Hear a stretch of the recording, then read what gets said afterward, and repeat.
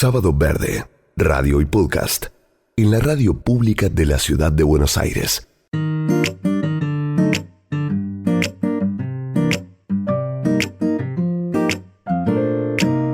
Vengo de un viaje y me preguntaba en estos días qué o dónde empecé a ver. Han visto que cuesta medio adaptarse si uno viene trabajando con obligaciones y en la rutina a ese estadio en que nos pone un viaje de propuestas diferentes y por supuesto a frenar un poco. ¿Qué veo en el comienzo de ese viaje? Y ustedes saben que me detengo a mirar recién en la primera escala. Veo ahí valijitas de lata de 50 por 30 con rueditas. Me llama la atención la proliferación del laterío en los aeropuertos, que ha reemplazado al famoso carrión que se metía arriba en la cabina. Hay un desfile de cacharros amarillos, blancos, azules, marrones, negros. Creo que uno los debe poder ir a comprar, como ahora se compran las pinturas, viste, que te dan una paleta interminable de colores, como un abanico, y podés elegir un par o más y mezclarlos entre sí para que en este caso la valijita de lata salga del color que quieras. Es como un panorama que ha variado, por eso me llamó la atención. Hago mi primer mate con agua que pido en un Starbucks. ¿No es hermoso pedir agua caliente para mate en esa cadena que lucra sirviendo café? No sé, me hace gracia tomar el agua de Starbucks. Y me río solo porque viajo solo, entonces me hago gracias a mí mismo y estoy ahí en el medio de muchas personas riéndome solo. No están tan mal las escalas en los aeropuertos porque en algunos lugares se están poniendo asientos cada vez más cómodos. En algunos hay esas especies de hamacas paraguayas para dormir, porque hay escalas que son de varias horas, ¿no?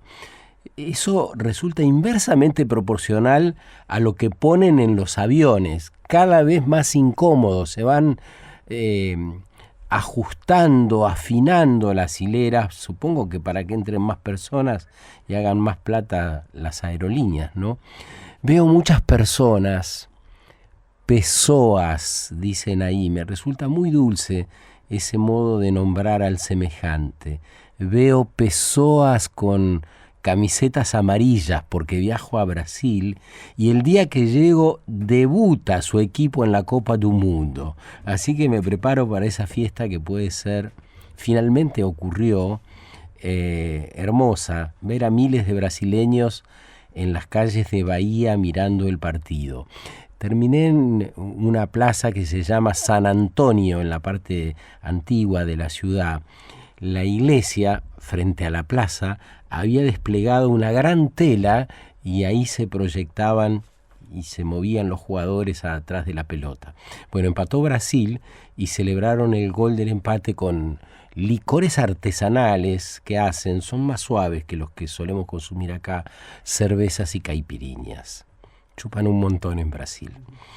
El día que llegué a Bahía hacía 27 grados, hace poco más de 2 semanas. Las raíces africanas se hacen ver, son hermosas. Mujeres y hombres alegres, coloridos, muy sonrientes, pesoas vitales, dispuestas, livianas, sin tanto rollo, al menos sin el rollo tan argento que no deja descansar nuestras cabezas de tanto rumiar y rumiar pensamientos. Eso me hace bien, dejarme estar, solo mirar, solo sentir, dejar que la porosidad de esos cuerpos, esa atmósfera, de todo eso se exprese con ese caudal vital que les vengo contando. Vuelvo brevemente al avión.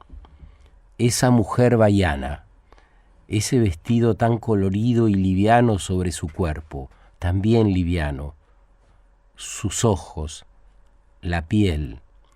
Casi nos sentamos juntos, pero quedó una fila adelante, y así todo, como suele pasar, resultó fugaz, como suele ocurrir en los aeropuertos.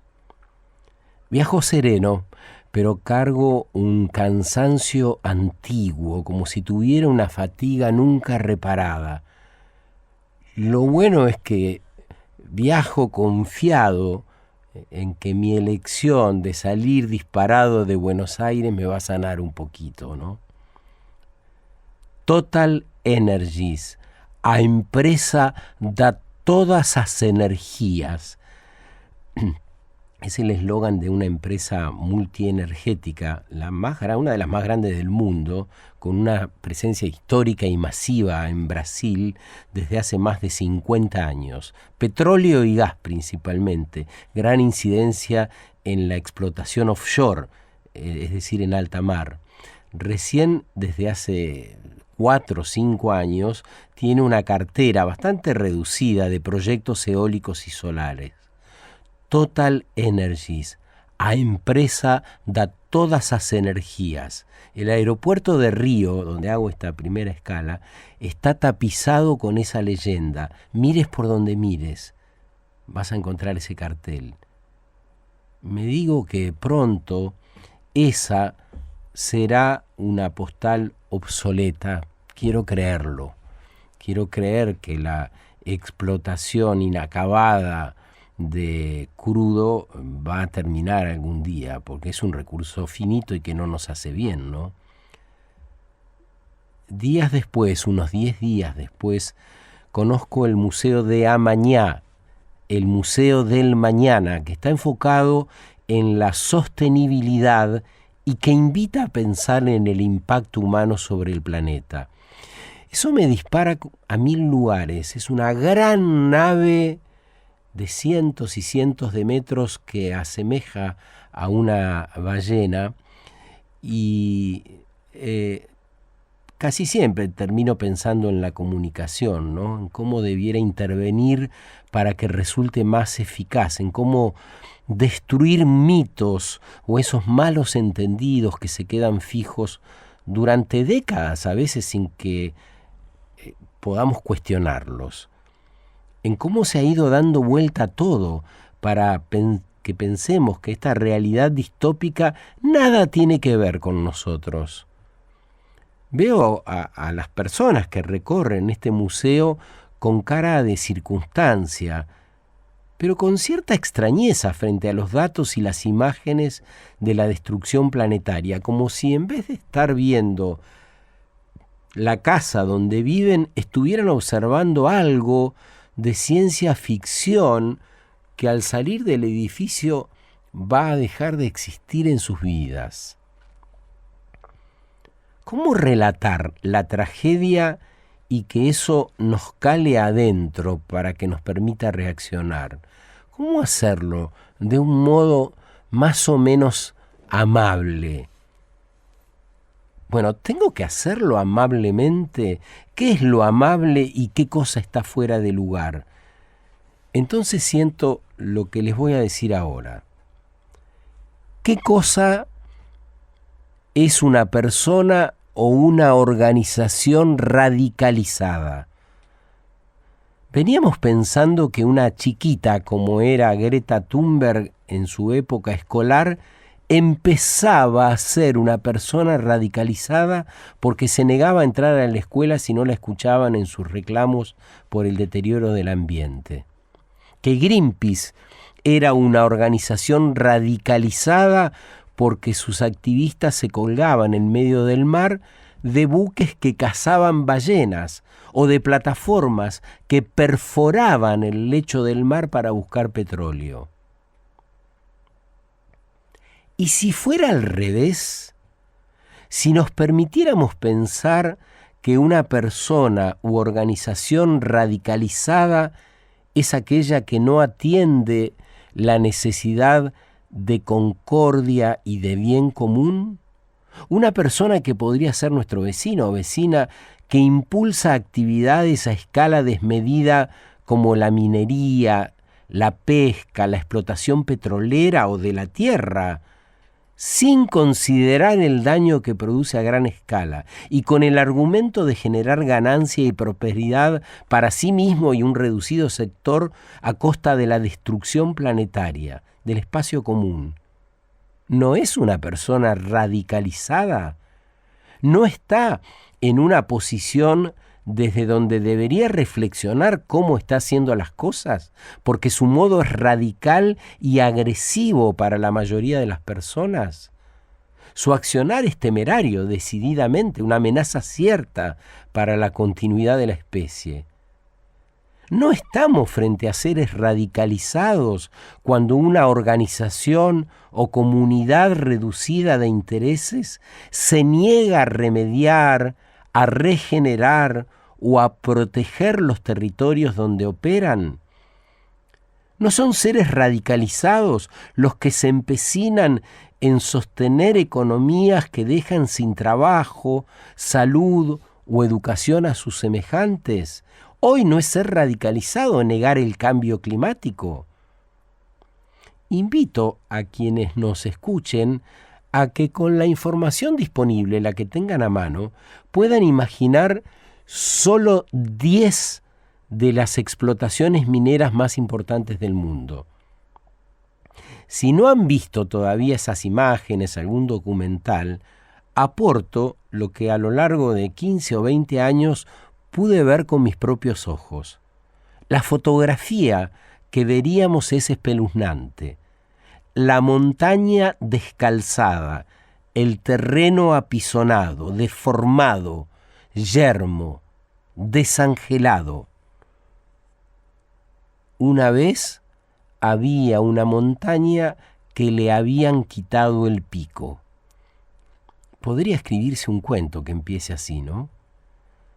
Y habría suficientes argumentos para dotar de contenido a ese relato, un cuento de esos de miedo que solían contarnos para cuando había que ir a dormir la siesta, una imagen del fin de mundo, como lo muestran las películas del Apocalipsis. Eso es lo que se ve en esas explotaciones. Ahora bien, supongamos que ya cambiamos esa ecuación. Supongamos que ahora tenemos en claro quiénes son los subversivos, los que vienen a romper el orden y la armonía, los verdaderos radicalizados. Supongamos que tenemos en claro eso. ¿Qué podríamos hacer con esa nueva mirada? ¿Qué creen que pasaría si reformuláramos el consumo? Si cada uno, cada una, siguiendo con el ejemplo de la minería, tuviese a la mano el consumo de oro que generó en los últimos 10 años. Y no hablo exclusivamente de las cadenitas con dijes que se regalan en ocasiones. Hablo de la información completa. ¿Cuánto oro se utilizó para construir mis celulares? No es lo mismo si he tenido un solo celular en 10 años que si lo cambié 8 veces. ¿Cuánto oro se utiliza para que usemos a todo momento la IA para pedirle de lo que sea, desde cómo llegar a la panadería donde se compran las tortas negras más ricas, hasta tips para suavizar un conflicto de pareja?